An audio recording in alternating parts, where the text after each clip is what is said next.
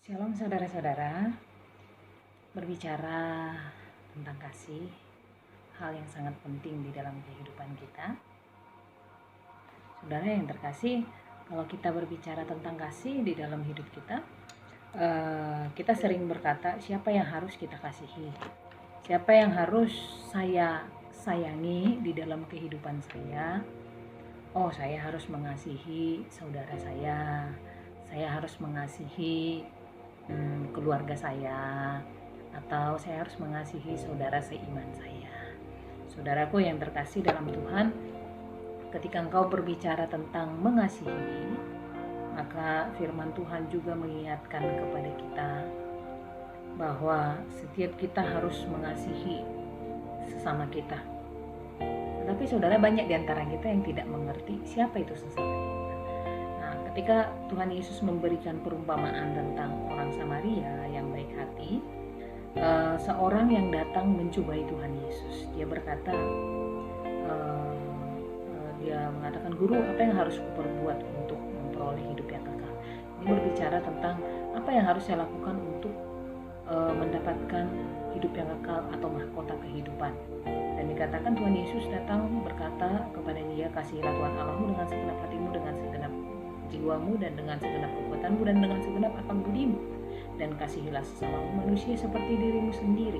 Saudara, nih, kalau kita melihat hukum yang pertama, kasihi Tuhan Allahmu dengan segenap hatimu, dengan segenap jiwamu, dengan segenap akal budimu, dan seluruh hidupmu. Tetapi dikatakan ada hukum yang kedua yang tidak kalah pentingnya dari hukum yang pertama. Berarti maksudnya ketika engkau mengasihi Tuhan, ada hukum yang tidak kalah pentingnya sama dengan itu, yaitu kasihilah sesama manusia sama seperti dirimu sendiri. Tapi sering yang kita lakukan apa? Siapa sesama kita? Kita tidak mengerti. Kita tidak tahu. Seperti yang dikatakan di dalam perumpamaan ini, orang yang mencobai Tuhan Yesus, dia berkata apa?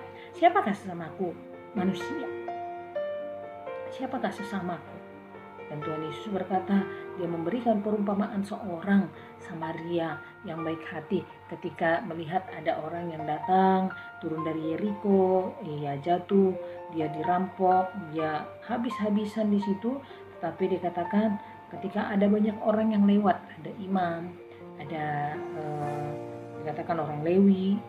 Bahkan di sini kita melihat tuh imam, orang Lewi, orang yang penting-penting, dikatakan mereka lewat, tapi lewat aja. Dan kita melihat terakhir apa? Ada orang Samaria yang datang. Orang Samaria, kalau kita melihat di konteks saat itu, orang Samaria dengan orang Yeriko atau dari Yerusalem dengan Samaria itu adalah wilayah yang tidak bisa bersatu. Kenapa? Karena orang Yerusalem atau orang Yehuda atau orang-orang yang percaya Tuhan pada saat itu di tempat itu, mereka percaya dan mereka itu mengatakan bahwa orang Samaria itu adalah orang kafir atau orang yang maksudnya tidak mereka anggap gitu, najis gitu, saudara. Nah, tetapi dikatakan di sini Tuhan memberikan perumpamaan itu supaya apa? Ini loh, engkau tahu sesamamu manusia itu adalah orang yang memiliki kasih, orang yang memiliki hati dari Tuhan, yang peduli dengan orang lain. Engkau harus peduli kepada siapa? Siapapun, mereka adalah pribadi yang berharga. Saudara yang terkasih dalam Tuhan, ini sebenarnya berbicara tentang untuk memperoleh hidup yang kekal. Tapi di sini saya mau mengatakan kepada kita, kasih itu di sini kita bisa melihat tidak memandang siapapun. Tetapi dia, jika kita tahu dia membutuhkan pertolongan, dia memberikan.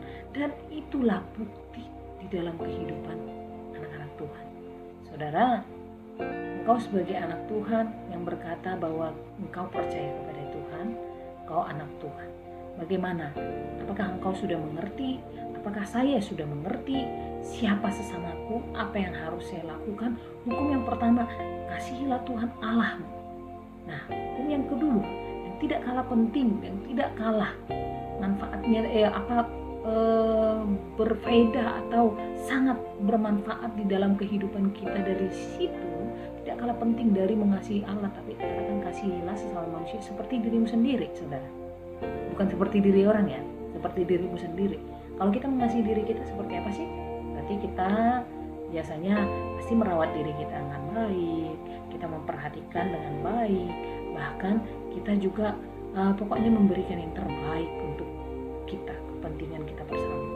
Tapi dikatakan orang lain, sesamamu, kasih seperti dirimu sendiri. Berarti engkau harus menganggap mereka itu penting, engkau harus menghargai mereka, engkau harus melakukan yang terbaik untuk mereka, peduli dengan mereka. Nah, inilah dikatakan bukti dari kasih kita, mengasihi Tuhan. Kalau kamu berkata bahwa kamu mengasihi Tuhan, maka engkau akan praktekkan kepada sesamamu.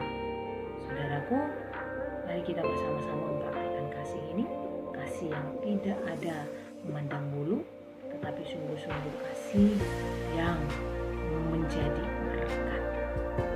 Kasihi Tuhan Allah dengan segenap hidup kita, keseluruhan jiwa raga kita, dan kasihi sesama kita manusia seperti mengasihi diri sendiri. Peduli, sekalipun kita disakiti tetap peduli. Kenapa? Karena bukan dari mereka kita mendapatkan, karena ini adalah tugas kita sebagai anak Tuhan, sebagai orang yang sudah dipanggil Tuhan. Ini tugas yang dipercayakan oleh Tuhan Yesus. Bukan saya, saudara, yang memaksa saudara untuk mengasihi, tapi Tuhan yang berfirman kepada kita. Dengan demikian maka hidup kita menjadi berkat Tuhan. Biarlah perenungan ini mengingatkan kita kembali untuk bisa tetap menyatakan kasih, mengasihi Allah dan mengasihi sesama. Saudara, di sini kita mengasihi karena apa? Itu tugas kita sebagai anak Tuhan. Di sini memang dicobai ke Tuhan Yesus. Apa yang harus saya lakukan untuk mendapatkan hidup yang kekal? Maksudnya di sini sebenarnya, saudara, apa yang harus saya lakukan untuk saya bisa hidup menikmati kasih Tuhan? Nah, ini harus kita lakukan. Kasih Tuhan Allah, kasih sesama. Dengan demikian hidup saudara dan saya bermanfaat dimanapun berada. Tuhan Yesus memberkati. Soli Deo Gloria.